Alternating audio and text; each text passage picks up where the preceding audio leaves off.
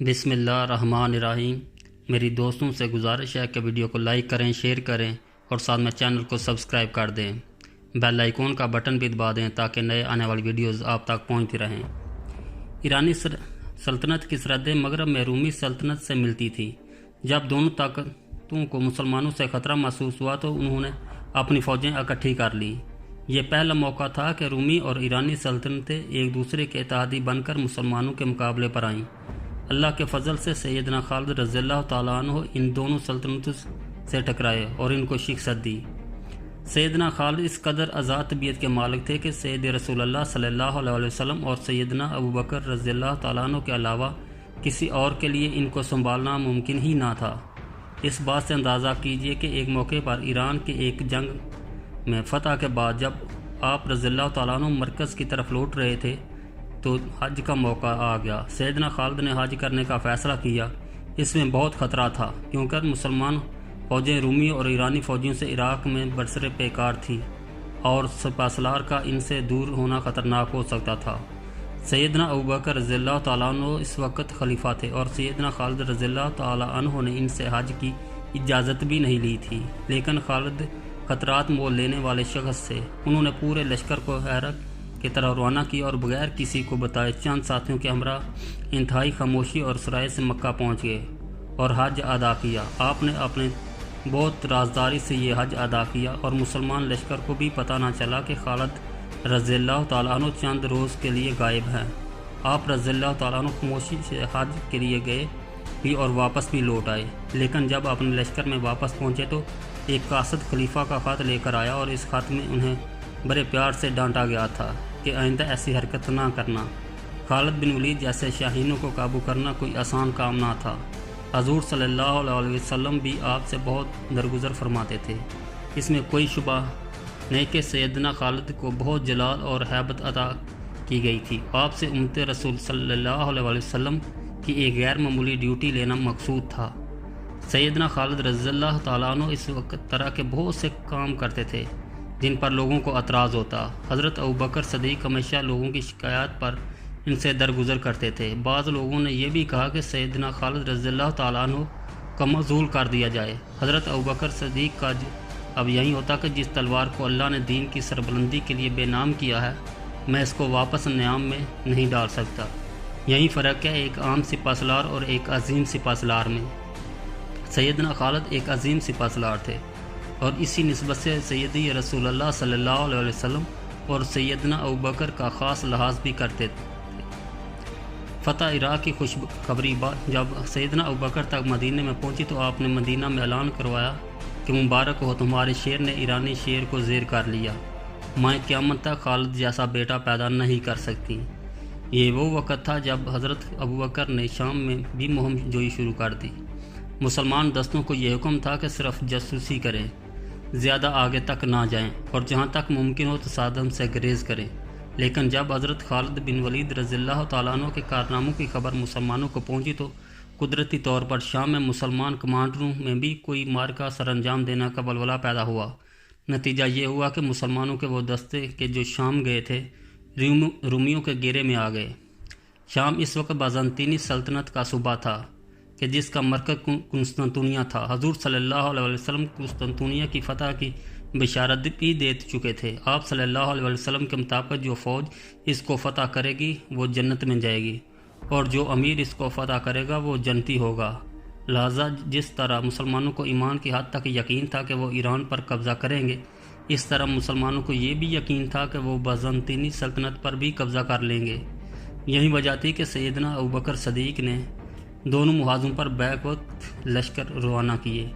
خالد رضی اللہ تعالیٰ عنہ اس وقت عراق میں تھے۔ وہ مسلمانوں کو جو شام گئے تھے دشمنوں نے گھیر میں آ گئے اور انہوں نے کمک کی ضرورت تھی۔ تب سیدنا ابو بکر صدیق نے خط کے ذریعے سیدنا خالد کو حکم دیا کہ عراق کا محاذ دوسرے صحابہ کے حوالے کریں اور شام میں معذور مجاہدین کی مدد کے لیے روانہ ہو جائیں۔ سیدنا خالد کو جب یہ خط ملا تو انہوں نے پھر ایسا کام کیا کہ جو جنگی حکمت عملی کے تحت ناممکنات میں سے تھا۔ کوئی جنگی حکمت عملی کا مار یا سپہ سالار کام کرنے کا سوچ بھی نہیں سکتا تھا۔ عراق سے شام جانے کے دو باقاعدہ راستے تھے، ایک راستے پر رومی قلعے بنے ہوئے تھے اور وہاں سے بغیر جنگ کے گزرنا ناممکن تھا۔ دوسرا راستہ بہت طویل تھا اور وہاں سے شام کے مجاہدین تک پہنچنے میں بہت زیادہ وقت لگ جاتا۔ ایک تیسرا راستہ ریگستان سے ہو کر جاتا تھا، مگر یہ راستہ کوئی بھی استعمال نہ کرتا کیونکہ یہ انتہائی خطرناک تھا۔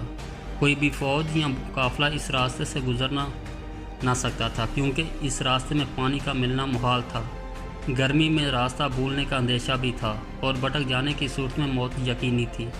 سیدنا خالد بن ولید نے اسی خطرناک راستے سے گزرنے کا فیصلہ کیا اور پھر وہ کام کیا کہ جو عرب کی تاریخ میں اس سے قبل کبھی نہیں کیا گیا تھا، اور ایک برا عرب کے جو کئی برس پہلے اس راستے سے گزرا تھا، اس کو فوج کا رہنما یا گائیڈ بنا کر پوری فوج لے کر اس ریگستان میں داخل ہو گئے۔ کئی روز کی شدید مسافت کے بعد، جس میں دھوپ کی شدت سے وہ برا عرب بھی نابینا ہو چکا تھا کہ جس کے باعث پوری مسلمان فوج کے تباہ ہونے کا خطرہ پیدا ہو گیا تھا، آپ حیرت انگیز طور پر بالآخر شام پہنچے۔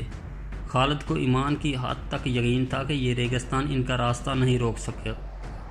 سیدنا خالد کے پرچم پر عقاب بنا ہوا تھا۔ وہ شام میں جب داخل ہوئے تو جس وادی سے گزر کر گئے وہاں اپنا پرچم نصب کر گئے۔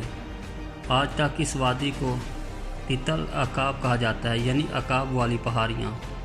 سیدنا خالد کے انتقال کے کئی سو سال بعد تک بھی وہ پرچم وہاں نصب رہا۔ عباسی خلیفہ معتصم جب اس علاقے سے گزرا تو کسی نے وہ جھنڈا دکھایا کہ جو قلعے پر لگا ہوا تھا۔ اس کو بتایا کہ یہ جھنڈا جو خالد رضی اللہ تعالیٰ عنہ نے اپنے ہاتھوں سے لگایا تھا، تو خلیفہ اس جگہ پر اترا، اس جھنڈے کا بوسہ دیا اور اپنی تمام فوج کو حکم دیا کہ جو کوئی بھی اس علاقے سے گزرے اس جھنڈے کے احترام میں بادہ پیدل گزرے۔ اس کے بعد جب مسلمانوں کا زوال ہوا تو وہ جھنڈا بھی اپنی جگہ سے اکھڑ گیا۔ یہ خالد بن ولید کا وہ شاندار کارنامہ تھا کہ جو تاریخ اسلام کے اوراق میں صدیوں تک سنہرے حروف سے لکھا گیا۔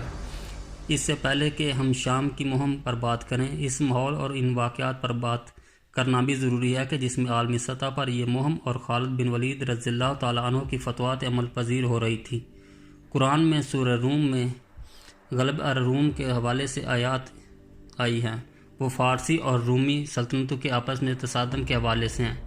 قرآن میں یہ درج ہے کہ رومیوں اور ایرانیوں کی جو جنگ جاری ہے، اس میں رومیوں کو شکست ہو گئی، لیکن کچھ ہی عرصے بعد رومی خود کو منظم کر کے دوبارہ حملہ کریں گے اور ایرانیوں کو شکست دے ہوگی اور مسلمان خوش ہو جائیں گے۔ قرآن پاک میں رومی اور فارسی سلطنتوں کے آپس کی جنگوں کے متعلق بات کی گئی ہے، جو اس وقت کی عالمی طاقتیں تھیں اور صدیوں سے قائم تھی، یعنی دنیا کی تمام تجارتی راستے مشرق وسطیٰ، افریقہ، یورپ اور مشرق کی طرف سے ایرانیوں سے لے کر خراساں اور ہند کی سرحد تک کے تمام علاقے انہی دو بڑی سلطنتوں میں تقسیم تھے۔ قرآن پاک میں خاص طور پر بڑی قوتوں کے تصادم اور اس کے نتیجے میں پیدا ہونے والی صورتحال کا ذکر کرنے کا مقصد یہ ہے کہ مسلمان عالمی سطح پر ہونے والی تبدیلیوں اور بین الاقوامی طاقتوں کے مابین تصادم کے نتیجے میں وقوع پذیر ہونے والے حالات و واقعات پر نظر رکھیں۔ عالمی جغرافیائی سیاست اور حربی حکمت عملی کو سمجھنا، اس سے فائدہ اٹھانا ہمارے دین ایمان کا حصہ بنا دیا گیا ہے۔ دوسری طرف حضور صلی اللہ علیہ وسلم نے بھی کچھ بشارتیں عطا فرمائی تھیں۔ ایران کے خسرو پرویز نے جب حضور صلی اللہ علیہ وسلم کا نامہ مبارک یعنی خط پھاڑ کر پھینکا تو اس وقت حضور صلی اللہ علیہ وسلم نے فرمایا تھا کہ کچھ ہی عرصے میں اس خط کی مانند اس کی ریاست بھی ٹکڑے ٹکڑے ہو جائے گی۔ پھر حضرت سراقہ کو کسرا کی کنگن پہننے کی بشارت اور مسلمانوں کو قسطنطنیہ فتح کرنے کی نوید ملنا، اس طرح کے بہت سے حالات واقعات رونما ہوئے تھے، جن کی وجہ سے مسلمانوں کو ایمان کی حد تک یقین تھا کہ کچھ ہی عرصے میں مسلمان فارس اور روم جیسی عظیم سلطنتوں کے ساتھ ٹکرائیں گے اور ان پر غالب بھی آ جائیں گے۔ فتنہ ارتداد کے خاتمے کے بعد جزیرہ نما عرب میں اسلام کا مکمل طور پر غلبہ ہو چکا تھا، مگر اس وقت تک مسلمانوں نے کوئی عسکری مہم جزیرہ نما عرب سے باہر نکل کر نہیں کی تھی۔ اس کے لیے غیر معمولی فراست، تدبر اور جرأت کی ضرورت تھی۔ ایرانی سلطنت کے جو کئی صدیوں سے قائم و دائم تھی، اب اس کے خلاف ایک مہم روانہ کی جاتی تھی۔ اس کے لیے حضرت سیدنا خالد بن ولید سے بہتر انتخاب ہو ہی نہیں سکتا تھا۔ یہی ایک بات ہے کہ جنگی قانون کا ایک بنیادی پہلو یہ ہے کہ جب ایک ملک دوسرے ملک پر حملہ کرتا ہے تو عسکری تناسب 5 مقابلہ یا 1 یا کم سے کم 3 مقابلہ ہونا چاہیے، یعنی آپ کی فوج دشمن کی فوج سے 5 गुना या कम से कम 3 गुना ज़्यादा होनी चाहिए, ताकि इसके दफा को रोकने के बाद भी आपके पास इतनी इजाफी फ़ौज मौजूद हो कि आप इसके मुल्क पर कब्ज़ा करके इसका नज़्म नस्क चला सकें। दुनिया के तमाम फ़ौजें आज भी इस हिकमत अमली पर अमल करती हैं। रूमी और फ़ारसी सल्तनतें भी इस तरीक़ाकार पर कारबंद थी। ये फ़ैसला करने के लिए कि मैदान जंग में फ़तह या शिकस्त किसका मुकद्दर होगी, इसके नज़दीक भी अददी और अस्करी बरतरी बहुत अहमियत की हामिल थी। इनके तमाम जर्नैल अपनी फ़ौजें और अस्करी हिकमत अमली की बुनियाद इस बात पर रखते थे कि अददी बरतरी के साथ पास और फ़ौजी हथियार और साज़ो-सामान किसके पास ज़्यादा है। एक बहुत बड़ा अंसर के जो मुसलमानों के हक़ में जाता था वो ये था कि रूम और ईरान एक दूसरे से लड़ लड़ कर थक चुके थे। कई बरसे इनकी आपस में खूनरेज़ जंगें चल रही थी। सल्तनत फ़ारस के हवाले से एक अहम अंसर ये था कि वो तवाइफ अल-मलूकी की फैली हुई थी। इसका मरकज़ कमज़ोर हो चुका था और सूबे बिखर रहे थे। अगरचे अभी भी अफवाज फ़ारस बहुत बड़ी ताकत की सूरत में अपनी जगह मौजूद थी, लेकिन इनका मरकज़ कमज़ोर होने की वजह से ऐसे फ़ैसला साजी की जो एक मजबूत सल्तनत को इकट्ठा रखने के लिए ज़रूरी थी का फ़क़दान था। इस हालात के बावजूद हज़रत खालिद बिन वलीद ईरान पर यलगार करने के लिए भेजा गया तो उन्होंने कुछ किया जो इससे पहले या इसके बाद हरबी व अस्करी तारीख़ में कभी नहीं देखा गया। उन्होंने तमाम जंगी क़वानीन नए अंदाज से लिखे। 1400 साल गुजरने के बावजूद आज भी दुनिया हज़रत खालिद बिन वलीद रज़ियल्लाहु तआला अन्हु की जंगों से मुतल्लिक़ सीखती है। इसमें कोई शुबा नहीं कि बाद में आने वाले मुसलमान सल्तनतों ने सैयदना खालिद बिन वलीद रज़ियल्लाहु तआला अन्हु को इतनी कदर नहीं दी कि जितनी मगरबी दुनिया अपने सिपह सलारों और जर्नैलों को की करती है। हकीकत यह है कि दुनिया के बड़े बड़े जर्नैल और सिपह सलार मसलन सिकंदर आज़म, बेनीबाल, चंगेज़ खान, तैमूर, हत्ता के जदीद दौर के नामवर जर्नैल भी जैसे रोमेल, मोंटगोमरी, डगलस, मैकार्थरो वगैरह शामिल है। सैयदना खालिद रज़ियल्लाहु तआला अन्हु के सामने तफल मकतब नज़र आते हैं। जब मुसलमानों ने इराक़, जो इस वक्त सल्तनत फ़ारस का सूबा था, पर हमला किया तो जो फ़ौज भी मुसलमानों के मुकाबले पर आई और इससे कम 5 गुना बड़ी थी। हालांकि जंगी असूल तो ये था कि यलगार करने वाली फ़ौज को 5 गुना ज़्यादा होना चाहिए था, लेकिन यहाँ फ़ारस फ़ौज 5 गुना ज़्यादा होती है। इसके अलावा मुसलमानों के पास अस्करी वसाइल, साज़ो-सामान और हथियार का तनासब भी ख़तरनाक हद तक कम होता है। मुसलमानों की वो फ़ौज एक गैर मामूली फ़ौज थी।